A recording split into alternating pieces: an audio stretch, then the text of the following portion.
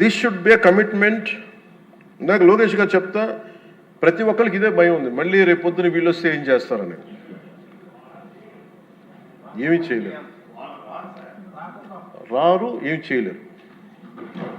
దానికి ప్రతి పెట్టుబడి పెట్టేవాడు, భూమి ఇచ్చిన ప్రతి రైతు, సెంటు భూమి ఇచ్చిన రైతు దగ్గర నుంచి 1,00,000 కోట్లు పెట్టిన మన లక్ష్మీ గారి దాకా ప్రతి ఒక్కళ్ళు ఏమడుతుంది, they need stabilities. We have to commit our selves. We will give stability for the 5 crore people of Andhra Pradesh. Through that we will stabilize our country, Bharat. ఇది కనుక మనం నిలబడకపోతే మనందరికీ భిన్నమైన అంశాల్లో కొంత తేడాలు ఉండొచ్చేమో, అభిప్రాయ భేదాలు ఉండొచ్చేమో, పాలసీ ఎలా కాకుండా ఎలా చేయొచ్చేమో అభిప్రాయ భేదాలు వస్తాయేమో, రావచ్చేమో నాకు తెలియదు. ఇప్పుడు దాకా రాలే, సంతోషం. రాకూడదని నేను కోరుకుంటున్నాను ఖచ్చితంగా. కానీ ఏది ఏమైనప్పటికీ భవిష్యత్తులో మటుకు మనందరం ఒకటే మాట మీద అమరావతి రైతాంగానికి కట్టుబడి ఉండాలి, నిలబడాలి. This is my commitment. This is what our commitment from Janasena party to our trusted honourable CM గారు శ్రీ నారా చంద్రబాబు నాయుడు గారికి. మనస్ఫూర్తి ఇస్ అవర్ కమిట్మెంట్. మేము ఎక్కడికి దీన్ని మాట మార్చం, దీన్ని ముందుకు తీసుకెళ్తాం. దీనికి ఎంత డబ్బులు పెట్టాం, ఎంత డబ్బులు వస్తుంది, వీటన్నిటికంటే కూడా విసిగిపోయాం. 1953 నుంచి ఈ రోజు దాకా ఒకళ్ళేమో అటు బొమ్మ ఉన్నారు, ఇంకొకరు ఇటు బొమ్మ లేదు, మళ్ళీ ఇటు బొమ్మ అన్నారు. ఎవరి త్యాగాల మీద అయితే అందరికీ భాషా ప్రయుక్త రాష్ట్రాలు వచ్చినాయో, భాషా ప్రయుక్తతో నాందికి పలికిన ఆంధ్రప్రదేశ్కి ఈరోజు ఇంకా మనం కొట్టుమిట్లాడుతూ ఉన్నాం. ఇంకా సెంట్రల్ దగ్గరికి వెళ్ళి దేహాన్ని అడగాల్సి వస్తుంది. మాకు ఇవి ఇవ్వండి, మాకు ఆఫీసులు ఇవ్వండి, లేదా ఇందాక మీరు చెప్పిన ఆ షెడ్యూల్స్ రావాల్సిన ఆఫీసులు కానీ ఇంకా రావాల్సిన ఏమి రాలేదు. ఇంకా అడగాలంటే మన గొంతు చాలా బలంగా ఉన్నాం. సబ్ రీజనలిజం అనే యాటిట్యూడ్ తీసేయాలి మన దగ్గర.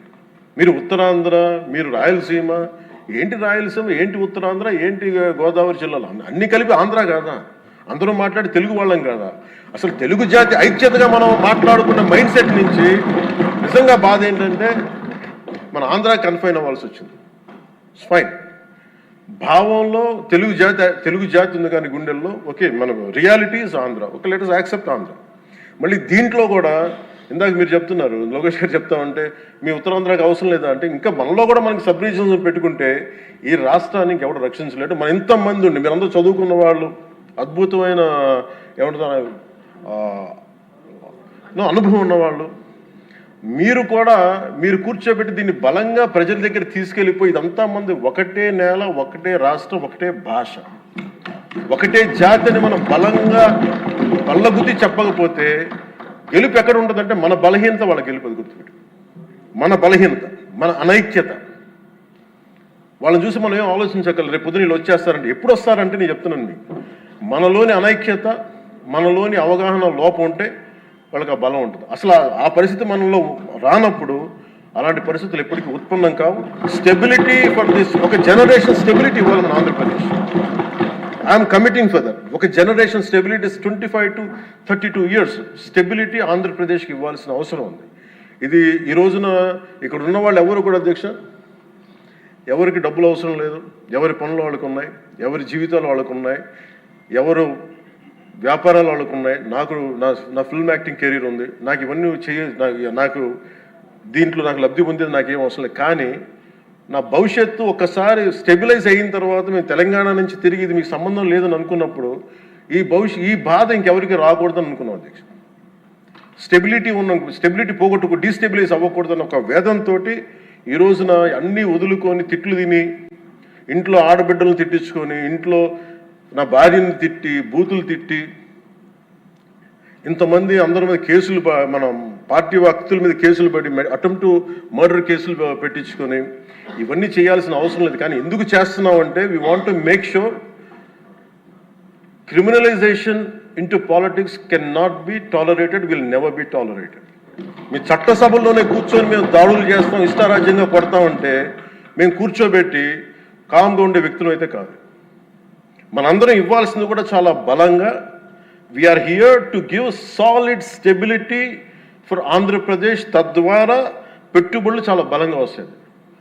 అది ప్రజలు, నేను ఆంధ్రప్రదేశ్ ప్రజలకి ఈ సభాముఖంగా సభాపతి గారి ద్వారా నేను చెప్పదలుచుకున్నాను.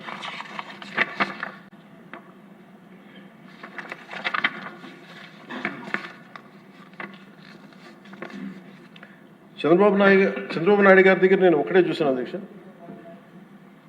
నేను ఎక్కడ చెన్నై నుంచి వచ్చాను, నేను హైదరాబాద్కి ఎర్లీ 90s వచ్చాను.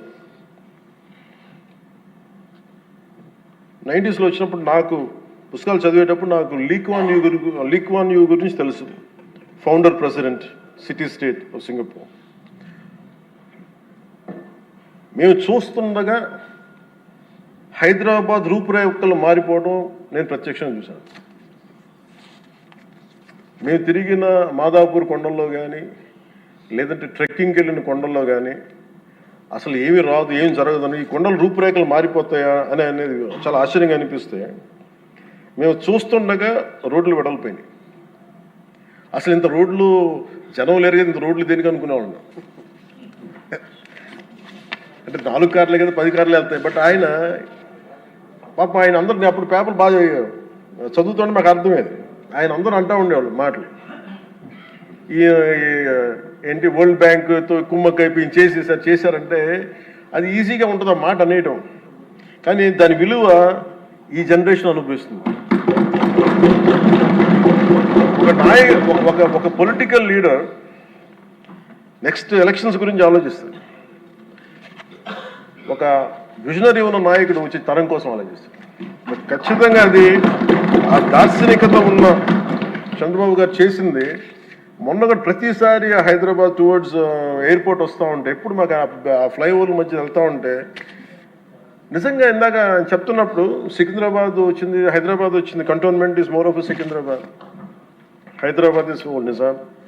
But Cyberabad it's one man's creation. అది మనం యాక్సెప్ట్ చేస్తే అది మనకి చాలా మందికి అది నచ్చచ్చు నచ్చకపోవచ్చు, కానీ ఒక రియాలిటీని యాక్సెప్ట్ చేస్తారు. ఎందుకంటే అది కూర్చోబెట్టి ఆయన కూర్చొని డిజైన్ చేశారు, ఒక కాన్సెప్ట్ చేసి దాన్ని ఇంతమందితో ఇబ్బంది పడి అందరి చేత మాటలు అనిపించుకొని ఒకసారి రోల్ చేసిన తర్వాత దాన్ని ముందుకు తీసుకెళ్ళిన తర్వాత అది దాన్ని ముందుకు తీసుకెళ్ళడం ఎవరికి ఫస్ట్ ఎవరు పెట్టగలరు? అన్ని కష్టాలను అధిగమించి అందరి చేత మాటలు అనిపించుకొని ఎవరు పెట్టగలరు? That credit goes to Honorable CM Sri Chandrababu. We wholeheartedly acknowledge your efforts, sir. We wholeheartedly acknowledge your vision. My commitment to you is that we will stand by. మీరు అక్కడ హైదరాబాద్కి ఎంత కమిటెడ్గా చేశారో ఈ రోజున పెట్టుబడులు వస్తుంటే మన అమిత్ షా గారితో గౌరవ హోంమంత్రి అమిత్ షా గారితో మాట్లాడుతున్నాం మన మధ్య ఢిల్లీ వెళ్ళినప్పుడు. ఆంధ్రప్రదేశ్ చాలా చాలా రాష్ట్రం, దేశంలోని అన్ని రాష్ట్రాల కంటే కూడా ఎక్కువ పెట్టుబడులను ఆకర్షిస్తుంది. దీని ఫలితాలు మీరు ఇంకొద్ది ఇప్పుడు కనిపించకపోయినా కానీ భవిష్యత్తులో మీకు చాలా అద్భుతమైన స్టేట్ కింద వస్తుంది అని చెప్పి మనందరికీ మనస్ఫూర్తి వారి అభినందనలు తెలుసు. అలాగే ఈ రోజున కూటమి ప్రభుత్వం అధికారంలోకి వచ్చిన వెంటనే అమరావతి రైతులకు ఇచ్చిన మాట నిలబెట్టుకుంటూ రాజధాని నిర్మాణ ప్రక్రియను పునఃప్రారంభించాం. 25 మే 2వ తేదీన గౌరవ ముఖ్యమంత్రి శ్రీ చంద్రబాబు నాయుడు గారి నాయకత్వంలో గౌరవ ప్రధాని శ్రీ నరేంద్ర మోదీ గారి చేతుల మీదుగా పునర్నిర్మాణం పనులు ప్రారంభించాం. మౌలిక సదుపాయాల అభివృద్ధిని వేగవంతం చేశాం. వరల్డ్ బ్యాంక్ ఏడీబీ నుంచి 15,000 కోట్లు, హడ్కో నుంచి 11,000 కోట్లు, నాబార్డ్ నుంచి 7,387 కోట్లు సమీకరించి పనులు చేపట్టాం. రాజధానికి పెట్టుబడులు రాక మొదలైంది. ఒకేసారి 15 జాతీయ బ్యాంకులు తమ కార్యాలయాల ఏర్పాటుకి శ్రీకారం చుట్టాయి. మరో 28,000 కోట్ల పెట్టుబడులు వచ్చాయి. అమరావతి ఒక సాధారణ రాజధాని కాదు, ఇది ఒక ప్రజా రాజధాని, ప్రపంచ శక్తిగా రూపుదిద్దుకున్న రాజధాని. అమరావతి ఆంధ్రప్రదేశ్ రాష్ట్ర శాశ్వత రాజధాని. ఈ మేరకు అసెంబ్లీ సాక్షిగా ప్రభుత్వం శ్రీ నారా చంద్రబాబు నాయుడు గారు ప్రవేశపెట్టిన తీర్మానానికి జనసేన పార్టీ తరఫున మనస వాచ కర్మణ సంపూర్ణ మద్దతు తెలియజేస్తున్నాం. జై హింద్.